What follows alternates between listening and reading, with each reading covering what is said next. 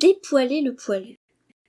En 1914, quand la Première Guerre mondiale commence, la tenue des soldats n'est pas du tout adaptée à la guerre, car elle s'avère trop voyante et peu pratique. À partir de l'automne 1915, les soldats portent un nouvel uniforme. Le grand manteau, appelé capote, se rabat sur les côtés et devient de couleur bleu horizon. La tenue se compose aussi d'un pantalon en drap de laine, de chaussures en cuir appelées brodequins, bien isolées contre la terre et l'eau, et de bandes moltières qui maintiennent la cheville et empêchent les pieds de pourrir, à l'instar des bottes allemandes. Dans les poches de la capote, on a des pansements, charpies ou des grenades.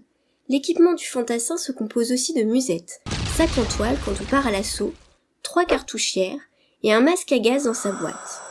Des pattes d'épaule en rouleau qui empêchent le glissement des sangles du pactage. Chaque fantassin a un pactage constitué d'un couvre-pied, d'une demi-toile de tente et de piquet en bois appelé sardine.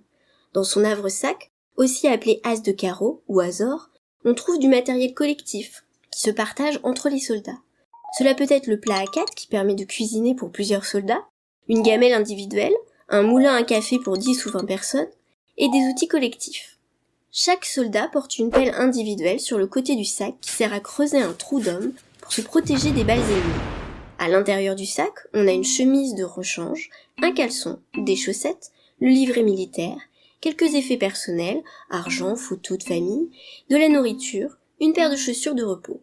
On y trouve également une cousette, écheveau, ciseaux, dés, une aiguille à percer le cuir avec un étui, une boîte à graisse, une patience pour briquer les boutons, un ouvre-boîte à partager et une coiffure de repos, le bonnet de police.